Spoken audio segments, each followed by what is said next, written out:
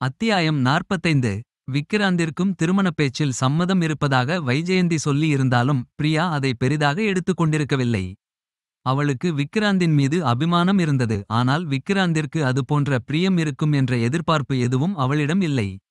ஆனால் இப்போது விக்கிராந்த் பேசிய விதம் அவளுள் நொடிப்பொழுதில் கலர் கலர் கனவுகளை வரவைத்தது என்னவோ நிஜம்.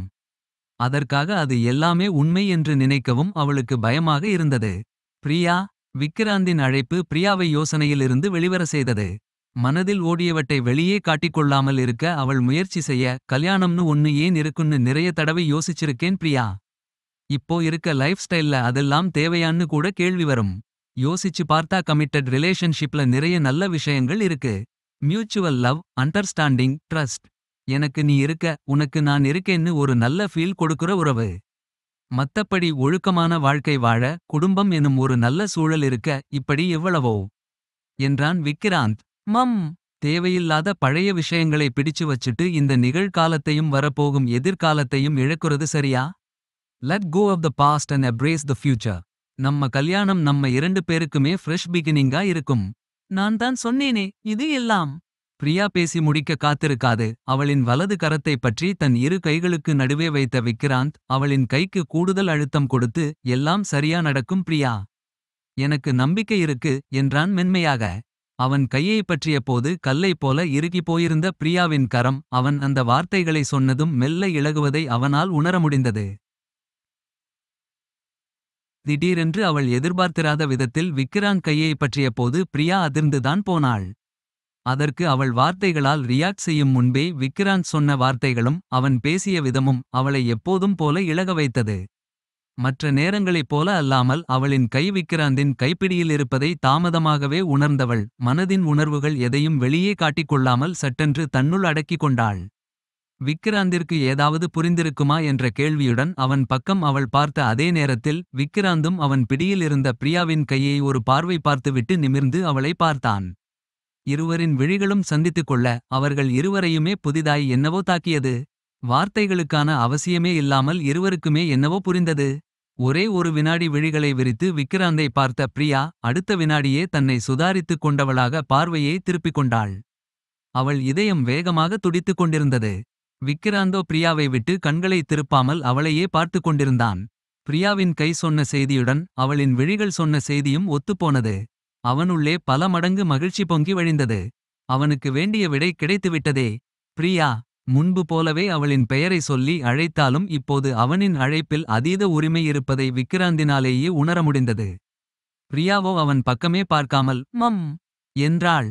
விக்கிராந்தால் அவளின் நடவடிக்கைக்கான காரணத்தை புரிந்து கொள்ள முடிந்தது. பிரியா இன்னமும் அவளின் மனதில் இருப்பதை அவனிடம் வெளிப்படுத்த விரும்பவில்லை. புரிந்து கொண்டவனாக அவளின் பாதையிலேயே போக முடிவு செய்து, நான் சொன்னது மாதிரி நமக்குள்ளே எல்லாம் சரியா செட் ஆகும்னு எனக்கு நம்பிக்கை இருக்கு Priya. Let's spend some time together. எனக்காக மட்டும்னு இல்லாம அம்மா, பெரியம்மா, அப்பா, வர்ஷா எல்லோருக்காகவும் சேர்த்து please give it a try. அம்மா எனக்காக முதல் பார்த்த பொண்ணு நீ தான். நான் தான் சொன்னேனே, எனக்கு தான் பல்ப் எரிய லேட் ஆச்சு. பட்டு தான் புரியணும்னு இருந்துச்சு போலருக்கு என்றான். அவனின் பேச்சில் முன்பிருந்த அந்நியத்தன்மை மறைந்து போய் அந்நியோன்யம் நிறைந்திருப்பதை உணர்ந்து அவன் முகத்தில் மெல்லிய புன்னகை மலர்ந்தது. பிரியா அவன் பக்கம் பார்க்காமலே தலையை மட்டும் பொதுப்படையாக அசைத்தாள். இந்த கல்யாணத்தை நிறுத்துறது பத்தி இன்னொரு தடவை யோசிக்க கூட செய்யாதே. பச் என பிரியா அழுத்துக்கொள்ள, ஐ நோ. நான் ஒன்னும் அந்த அளவுக்கு பார்க்க ஸ்மார்ட் ஆன பார்த்து ஒரு லுக்கோ கேரக்டரிஸ்டிக்ஸோ இருக்க ஹீரோ இல்லை. சாதாரண மனுஷன். உனக்கு ஏத்தவனான்னு நீ யோசிக்கிறதுல தப்பில்லை என்றான் விக்கிராந்த் அவனின் புன்னகை பெரிதாக. அதுவரை சீரியஸாக பேசிக் கொண்டிருந்தவனின் இந்த திடீர் குறும்பு பேச்சு பிரியாவை திகைக்க வைத்தது. தானாக அவளின் கண்கள் அவன் இருந்த திசையில் சென்றது. அங்கே அவள் பார்த்த விக்கிராந்தின் புன்னகை அவளை என்னவோ செய்தது. புன்னகை கூடவே விக்கிராந்தின் விழிகளில் மின்னிய ஜொலிப்பும் கண்ணில் படவும், உங்க கிட்ட பேசி பிரயோஜனமில்லை. வாங்க போகலாம் என சொல்லி அவன் பிடியில் இருந்த கையை வலுக்கட்டாயமாக விடுவித்துக் கொண்டு அவனின் பதிலுக்கும் காத்திருக்காமல் எழுந்து நடந்தாள் அவள். ஹேய் பிரியா. நான் சொன்ன வசனம் கேட்டு நீ அப்படி எல்லாம் இல்லைங்க விக்கி, நீங்க அழகோ அழகுன்னு சொல்லணும். நீ என்ன ஒண்ணுமே சொல்லாம எழுந்து எஸ்கேப் ஆகுற? விட்டா நான் சொன்னது தான் உண்மைன்னு சொல்வ போலருக்கே. சுலபமாக 2 அடிகளில் அவளின் அருகே வந்திருந்த விக்கிராந்த் கேட்ட கேள்விக்கு பதில் எதுவும் சொல்லாமல் இன்னும் வேகமாக நடந்தாள் பிரியா. பார்க்கில் இருந்து வெளியே வந்து சாலையை அடைந்த பிறகே நின்றவள் விக்கிராந்திடம், நான் இங்கே இருந்து ஆட்டோ பிடிச்சு கிளம்புறேன். நீங்களும் கிளம்புங்க. பை. என்றாள். பெரிதாக அலட்டிக் கொள்ளாமல், நான் உன்னை டிராப் செய்றேன் பிரியா. வா பைக்ல போகலாம் என்றான் விக்கிராந்த். வேண்டாம். என்னால தான் உனக்கு லேட் ஆச்சு, நானே டிராப் செய்றேன்.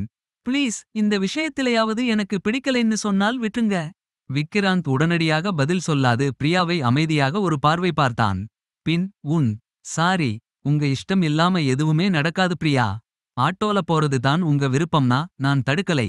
உங்க இஷ்டம் என்றான் மென்மையான குரலில். பிரியாவிற்கு அவன் மீண்டும் மரியாதை பன்மையில் பேசியது என்னவோ போல இருந்தது. நான் நீங்க பேசுற விதத்தை பத்தி சொல்லலை என்று சொல்லத் தொடங்கியவள் மீண்டும் விக்கிராந்தின் விழிகளில் முன்பு பார்த்த அதே ஜொலிப்பு தெரியவும் பேச்சை பாதியில் விட்டுவிட்டு சாலையில் வந்த ஒரு ஆட்டோவை நிறுத்தி ஏறிக்கொண்டாள். விக்கிராந்த் அவளை தடுத்து நிறுத்த எந்த முயற்சியும் செய்யாது அமைதியாக பார்த்து கொண்டிருந்தான். ஆட்டோவில் ஏறியதும் அவன் பக்கம் பார்க்கவும், பார்த்து போ பிரியா. நான் வீட்டுக்கு போயிட்டு மெசேஜ் அனுப்புறேன் என்றான். பிரியா பதில் எதுவும் சொல்லவில்லை. ஆட்டோ கிளம்பிய போதும் விக்கிராந்திடம் போய் வருகிறேன் என்றும் சொல்லாமல் முகத்தை திருப்பிக் கொண்டாள். அவளின் செய்கையை பார்த்து விக்கிராந்திற்கு கோபம் வரவில்லை, சிரிப்புதான் வந்தது. எப்போதும் சின்ன சின்ன விஷயத்திற்கும் உணர்ச்சிகளை அடக்குபவள் இன்று கோபத்தை வெளியில் காட்டுவதே அவனுக்கு வெற்றிதானே. அது மட்டுமா, அவனுக்குதான் இப்போது பிரியா மனதில் அவனுக்கு இருக்கும் இடம் பற்றியும் தெள்ளத் தெளிவாக தெரியுமே. வேகமாக நடந்து சென்று பைக்கை கிளப்பியவன் தொலைவில சென்று கொண்டிருந்த ஆட்டோவை சிறிது இடைவெளி விட்டு தொடர்ந்தான். பிரியா ஆட்டோவிலிருந்து இறங்கி அவள் தங்கியிருக்கும் வீட்டின் உள்ளே பத்திரமாக செல்லும் வரை பார்த்துவிட்டு தன் வீட்டிற்கு கிளம்பினான். மீண்டும் ஃபிளாட்டிற்கு வந்த பிறகு தான் ஆபீஸில் பாதியில் விட்டுவிட்டு வந்த வேலைகள் விக்கிராந்தின் நினைவிற்கு வந்தது. அப்படியே சோஃபாவில் அமர்ந்து அதை கவனிக்கத் தொடங்கினான். நேரம் போனதே தெரியவில்லை.